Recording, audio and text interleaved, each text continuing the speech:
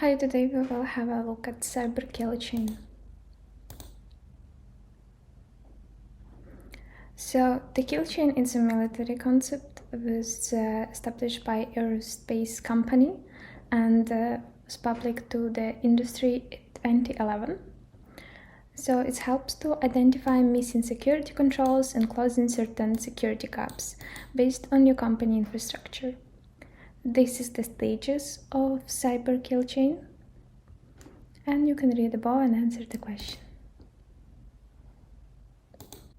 So the next stage is reconnaissance. Reconnaissance is discovering and collecting information on the system and the victim. So before you do any attack, you will need to know how big is the company, how many attacks do you need to perform to get access to the system, or at least have some sort of plan to know that your attack will be successful and you will not get caught.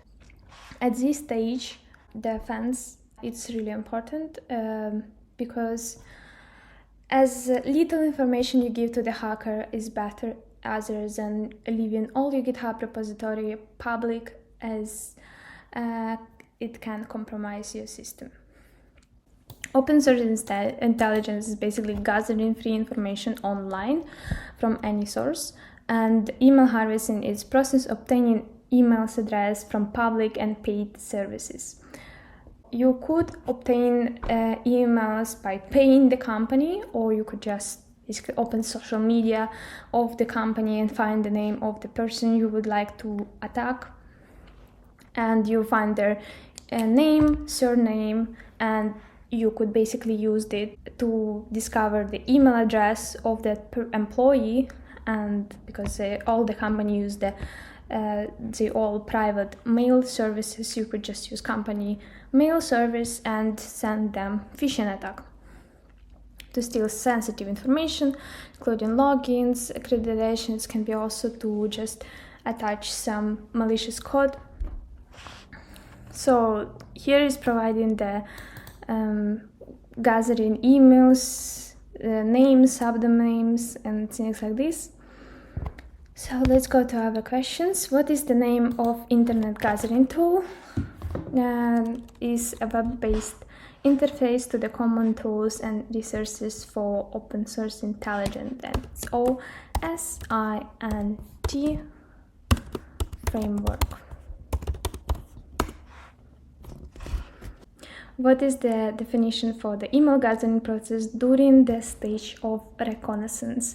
It's email harvesting.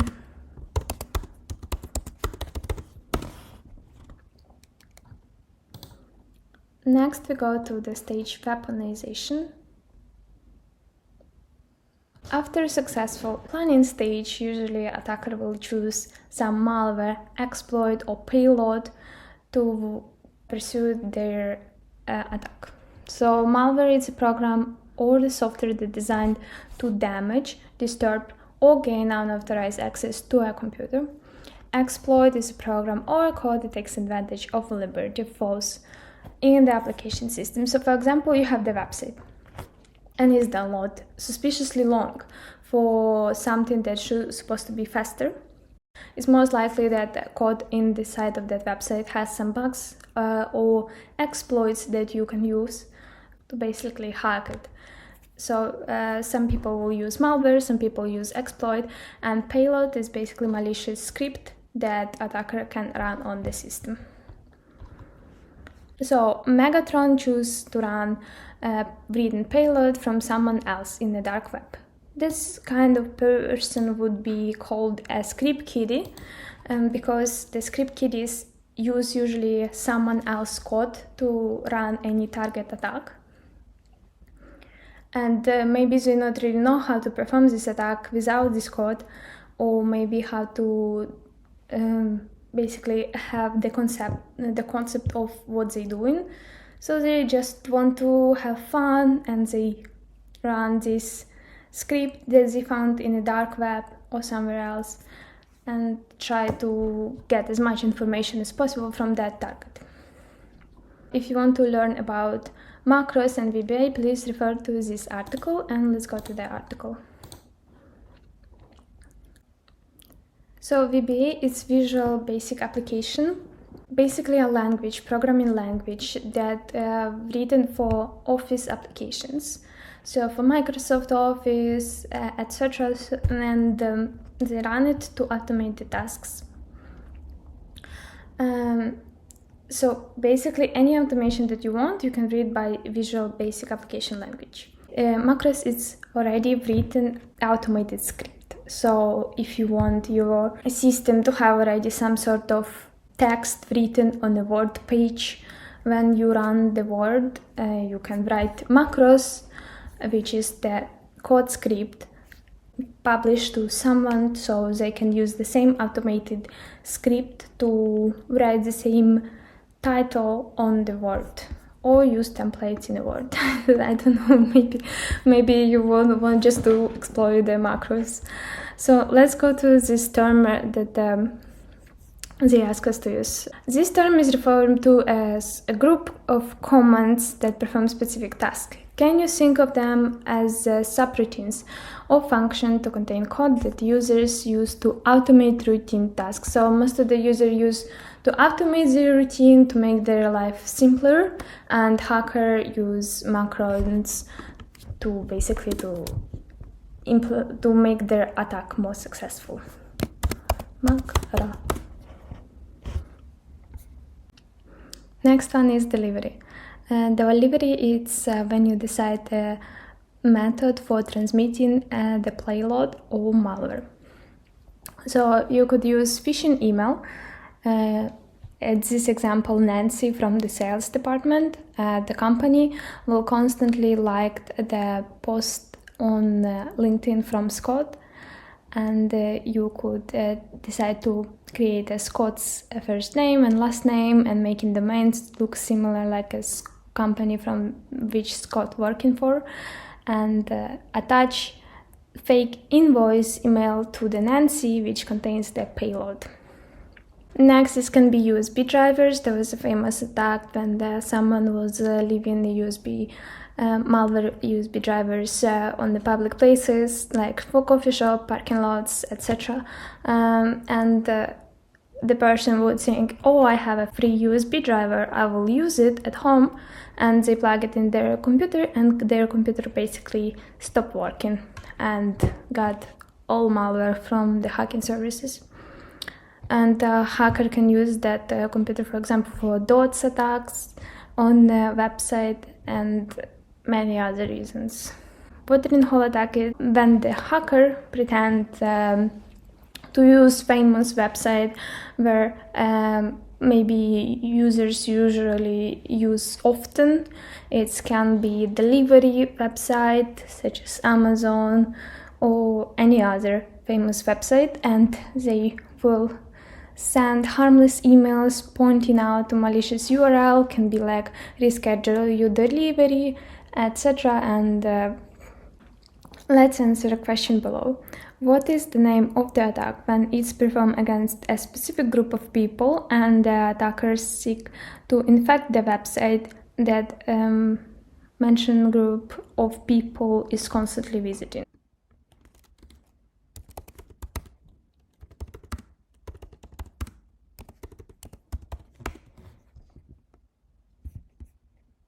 The next phase is exploitation. That's when you already choose your delivery attack and you deliver the message, and now it's the phase when the victim triggered the exploit by opening the email attachment, clicking on malicious link. So, for example, you created two phishing email. One of them contains phishing link on a fake Office login page, and another contains macro attachment. So when the victim opens it, it will trigger the auto script that will open malicious file. The lateral movement refers to the technique that the malicious actor uses after gaining initial access to the victim machines. It's basically a technique that allows attacker to move deeper into the network and obtain sensitive information. Zero-day exploit, it's basically vulnerability that always exists on company website, for example, and it's completely unknown to the software developer or the company itself, and there is nothing that they can do against this attack because they maybe don't have the procedures, or maybe they don't know what's wrong with the system. So it's basically the most dangerous kind of attack is the ones that you don't know how to prepare for, and no opportunity for detection at the beginning stage. Can you provide the name of super attacked targeting software that is unknown to the antivirus or software vendors? It's basically zero-day attack. The next stage is installation.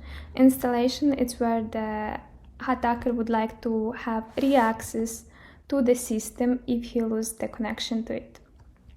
So for example, if the person relog in or restart the machine, attacker would like to have some kind of the backdoor that to the server or anything like this, so it can't use this machine in any way that attacker would like. It sometimes can use time stomping. It's technique that basically modifies the file time, so it would look like there was no opening of any other application at the time where you was working or when the system was working. Even so, you may look that your battery is all of a sudden eaten up so quickly, or your process is taking longer to open some applications, but when you look at the timestamps, it looks normal, and attacker could modify that and access to create a change time. So adding the entry, the run keys, malicious payloads, registered and startup folder, everything that can give attacker again access to the compromised system. Can you provide the technique used to modify file time attributes to hide the new or change to existing file? It's time stomping. Can you name malicious script planned by attacker on the web server to maintain access? It's the web shell.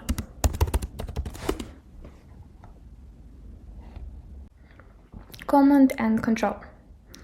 This is when the attacker already have the persistent access and would like to establish the communication between the victim machine and the attacker server or infected host. Before was used the protocol HTTP on port 80 and on port 443 to use this bacon blending, which is basically attacker type of communication to avoid firewalls. There is also was the channel that was domain name server. It used to send the request to attacker DNS server, and this connection was called DNS tunneling. It's basically the victim sending this request. So what is the city communication where the victim makes regular DNS request to the DNS server? It's basic that belongs to the attacker. It's basically DNS tunneling.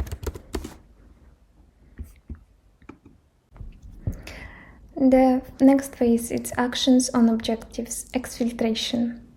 This phase where hacker is achieve his goal and can take some actions on original objectives, which is collecting credential data from user, performing privilege escalations, internal reconnaissance, and lateral movement through the company environment. It can be many other, but the ones that we are interested in, it's deleting the backup and shadow copies. Shadow copy is a Microsoft technology that can create backup copies, snapshots of computer files or volume.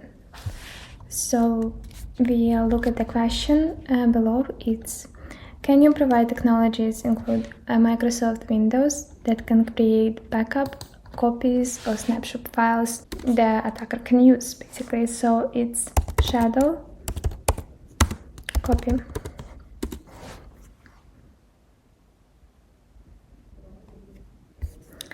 Remember, this is a stage of modification, so the hacker is modifying data at this stage. The last one, it's a practical analysis. We have a company target confirming the breach, and we need to build our cyber kill chain all based on this scenario.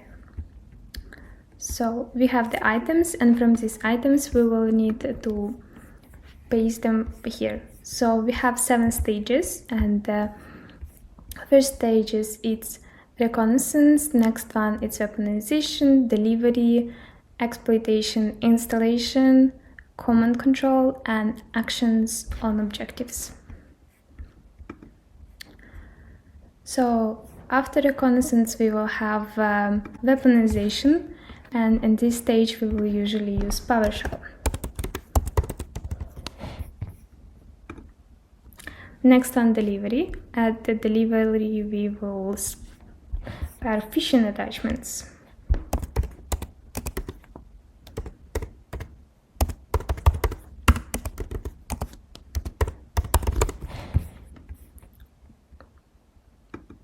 Now we go to exploitation, which is exploit public facing application. I'm just gonna copy now. Installation, which is I think dynamic linear hijacking. Next one will be command control, and this will be when communicating between the attacker and the compromised system, and there will be fallback channels. And here the last one will be the data from local system. It's when the attacker changed the data or maybe taking it. And here we have our flag. We just copy it. Where is my flag? Just copy it and paste it.